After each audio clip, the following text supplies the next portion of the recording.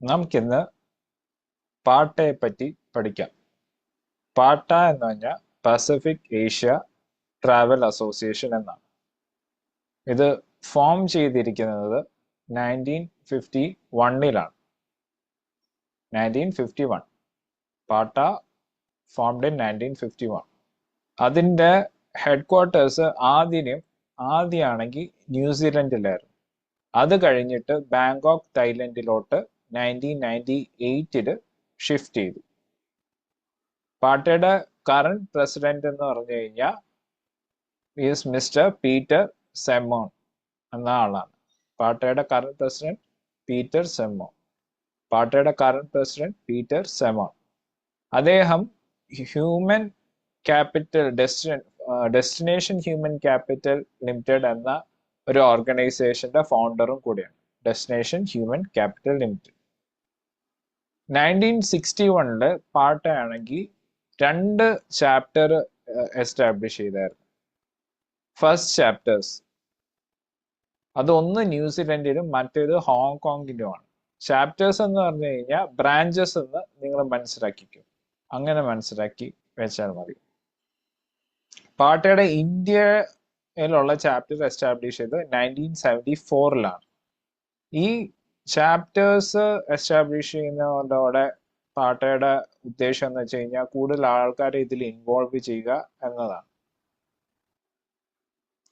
Caring for the earth A strategy four sustainability എന്ന് പറഞ്ഞൊരു strategy 1991 കുറച്ച് ഓർഗനൈസേഷൻസ് അഡോപ്റ്റ് ചെയ്തു. അതിൽ ഒന്നാണ് international union for conservation of nature, IUCN. International union for conservation of nature, IUCN. International union for conservation of nature, IUCN. പിന്നെ വേറെയാണ് UNEP ആണ്, united nations environment programme, UNEP. United nations environment programme, UNEP. പിന്നെ world wide fund for nature, WWF. World wide fund for nature, WWF. അപ്പം ഈ 3 ഓർഗനൈസേഷൻസും 1991 ഈ strategy adopt ചെയ്തു. നമുക്കൊന്നുകൂടെ നോക്കാം. Caring for the earth ഈ സ്ട്രാറ്റജി അഡോപ്റ്റ് ചെയ്ത് sustainable ഡെവലപ്മെന്റിലേക്ക്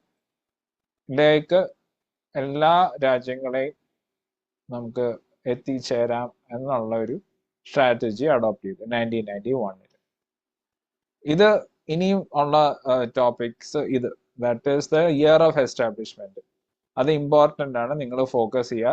Asta, that is American society of travel advisors, establish ചെയ്തത് 1931 as American steamship and tourist agent association. പിന്നെ അത് മാറിയത്. അയാട്ട ഫൗണ്ട് ചെയ്തത് 1945 ഇന്റർനാഷണൽ എയർ ട്രാൻസ്പോർട്ട് അസോസിയേഷൻ. അത് നേരത്തെ ഉണ്ടായിരുന്ന ഒരു organisation, international air traffic association, founded in 1919.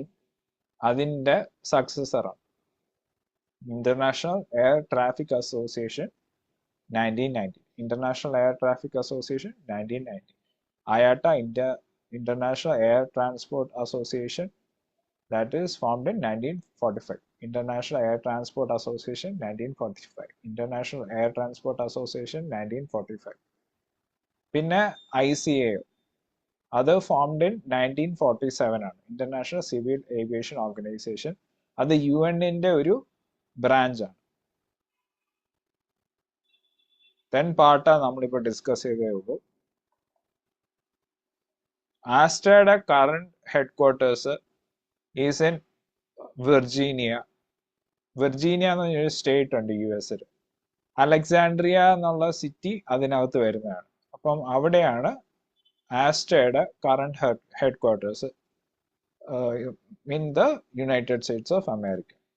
ആസ്റ്റയുടെ current headquarters is in Alexandria, Virginia, US.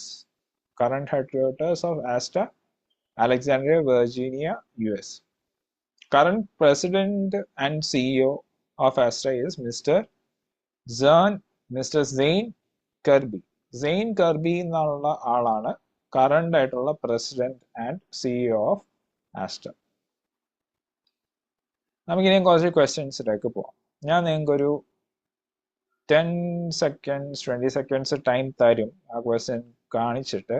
അപ്പൊ അതിന് കറക്റ്റ് ആയിട്ട് ഉത്തരം പറയുകയാണെങ്കിൽ നിങ്ങൾ ഞാൻ ഇന്ന് എക്സ്പ്ലെയിൻ ചെയ്ത കോൺസെപ്റ്റ് ഗ്രാസ്പ് ചെയ്തു എന്ന് മനസ്സിലാക്കാം in an examination point of view.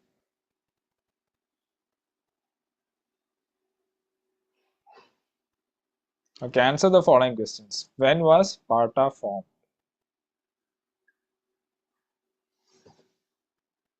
Where is the headquarters of Sparta located? When was Asta formed? അപ്പോൾ ഈ 3 ക്വസ്റ്റ്യൻ ആണുള്ളത്. I will give you time of 30 seconds. അല്ലെങ്കിൽ 1 minute time. I will give you 1 minute time.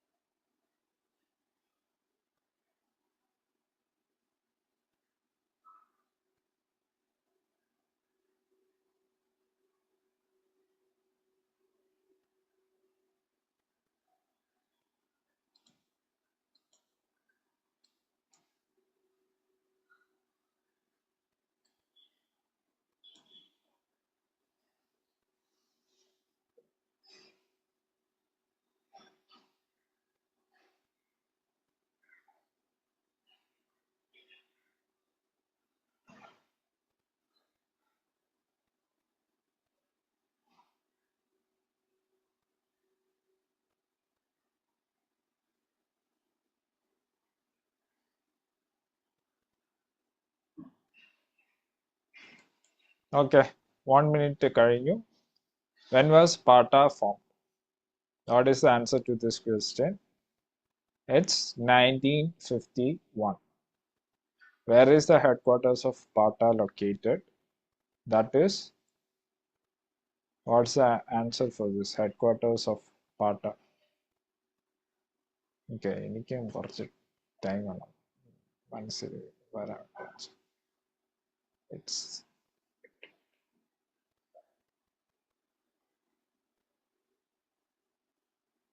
okay, എനിക്കും clock start.